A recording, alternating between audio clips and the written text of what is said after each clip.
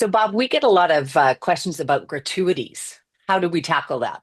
Yeah, we'll take a look at both tipping on board the ship and on shore. There's no hard and fast rules. It changes a little bit regarding or depending on where you are, but we'll talk about that. On Dream Travel Share Unpacked. If you'd like to receive an email version of today's show, along with our weekly travel opportunities, click on the link below to join our mailing list. We promise to only send you one email a week every Friday. You can unsubscribe at any time, and we won't share your email address with anyone else. Okay, so let's start with some definitions in the tipping culture in general. What are we talking about here? Yeah, so I think maybe the first thing we should clarify is that the way we do it at home here is a bit weird, right? So I mean, it feels normal to us because it's just what we do. It used to be you used to tip for to recognize exceptional service, and now it's become more of an expectation and really the offloading of the labor cost to the consumer, right? So just keep in mind that what we do here is a bit unusual once you leave the United States. Yeah, so in general terms, this is a bit of a sloppy metaphor, but nevertheless, the lower the latitude the country, the more important tipping is, the more dependent people are on their tips. The higher the latitude country, the less so. The United States, of course, is an exception. So, being a higher latitude in Canada, I guess, is too a higher latitude country, and people do rely on tips. Other high latitude countries, that's not the case. But again, you go to some of these tropical countries, people are quite reliant on their tips. So most of our clients end up in Europe. Let's kind of go through how you tip there. What about in the north?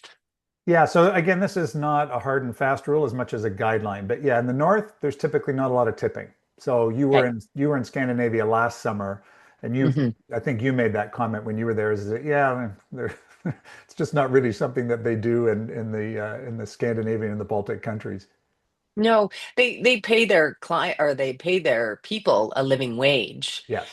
What I did find in places like Oslo, like they would not have a credit card, a tip suggestion, but they really appreciated it. And it went, if you gave them $5 on a $200 bill, they just would love it.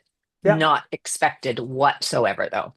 Okay, Yeah, yeah. So okay. it's generally not something that really happens in the northern part of Europe. In the western part of Europe, a little bit, and by a little bit, round up the bill, right? Round it up Okay. to the nearest, 10 euro or whatever the case may be. So In in the north, you gave us Scandinavia as Yeah, an example. Where yeah. are you sort of talking about in the west? Western Europe, I would say, the UK, the Netherlands, France, Germany, those sort of countries, right? And the countries Okay. in between those ones. Sure, tip a little bit, but yeah, there's not a requirement for a 20 or 25% tip. Um, the southern part of Mediterranean part of Europe, so now we're into countries like Portugal, Spain, Italy, Greece, Yeah. Croatia, those sort of countries. Tipping's more of a thing, but again, like in those places, a 10% tip would be considered quite generous. And you hmm may or may not, because most of us like to pay by credit card, you may or may not be given a prompt for like here you get the prompt for a credit card. So either if you're still using an old credit card where they swipe, you would write in a tip. More more often we're getting now with pin pads and whatnot, you're given a prompt, an electronic prompt for a tip.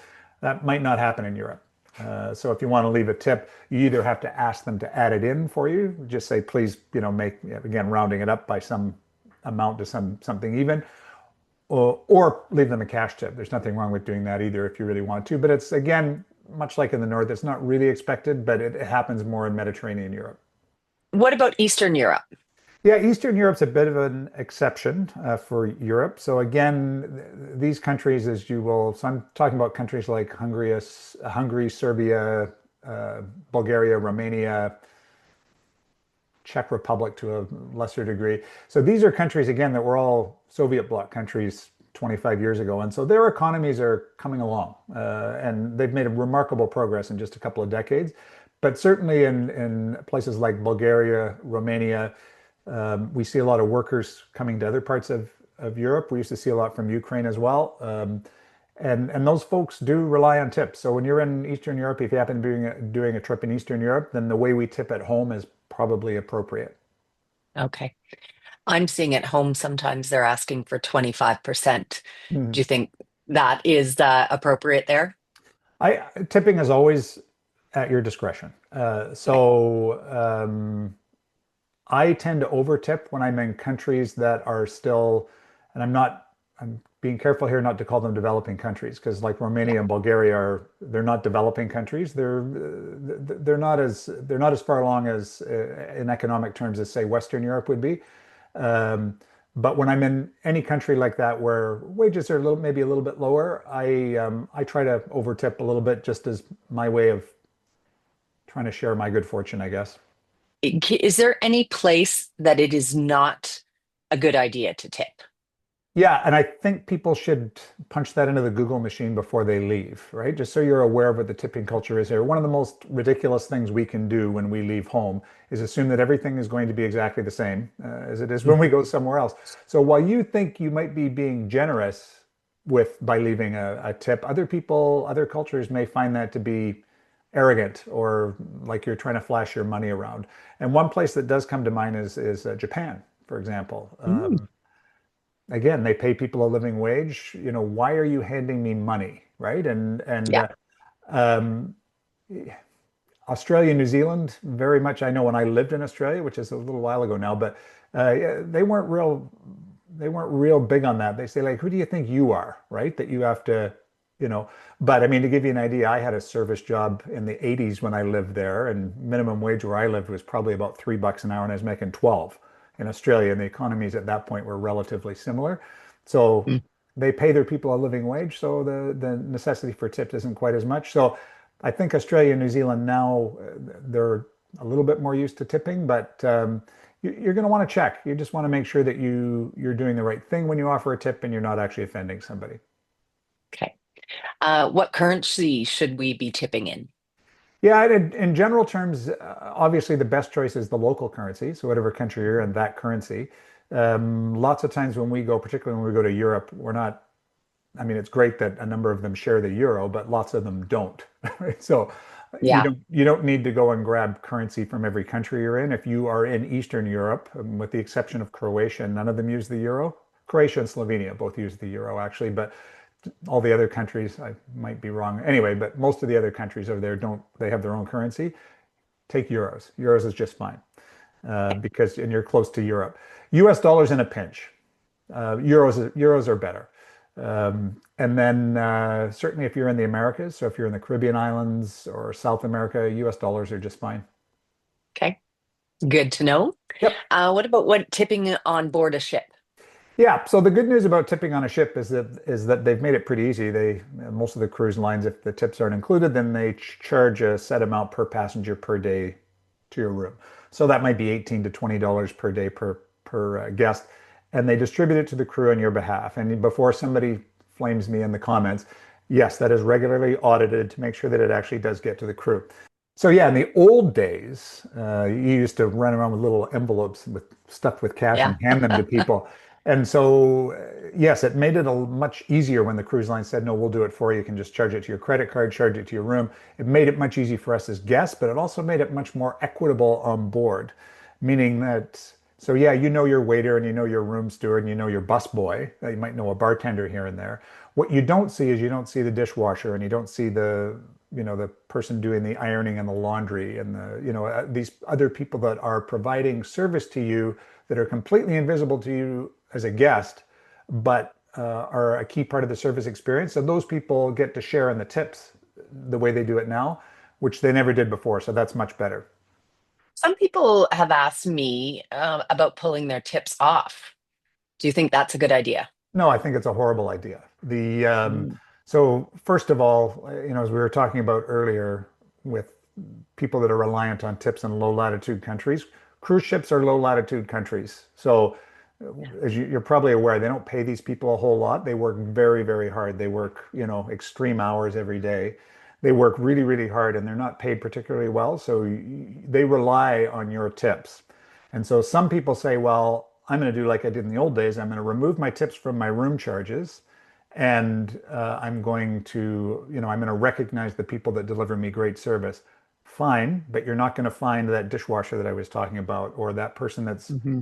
pressing your sheets in your laundry. So, um, again, most of our clients end up on luxury cruises, which means they can afford the tips. And so the prescribed amount is just fine. You don't have to add more if you don't want to. The prescribed amount is just fine. But yes, please leave them on there. Those people, again, that work extraordinarily hard rely on your tips. Yeah, absolutely. A lot of the cruise lines that we sell do excursions, and I've been quite often asked about what you should be tipping a tour guide and or the coach driver, a bus driver. Yeah. Any idea? Any thoughts on those? Yeah, it sort of depends again where you are, of course. So again, most of our clients ending up in Europe, usually the guidelines around that. The cruise line will offer you guidelines for this, by the way. So, it's worth checking what the cruise line suggests the correct amount might be for that. The drivers, maybe a couple of euros, Yeah, or a couple of US dollars if you're gonna, they're relatively comparable. For the tour guide for a half day tour, maybe €5, maybe 10 if you're feeling if they were exceptional. I usually go to Europe with a whole bunch of 5 and 10 euro notes because everything under €5, of course, is change, which I don't really want to be carrying around. yeah. And I sort of use those. Yeah, and that's the only thing I use any cash for when I'm over in Europe is Yeah. tipping. Everywhere else takes the credit cards, a quick tap and you're done. Yep. Yeah. Okay.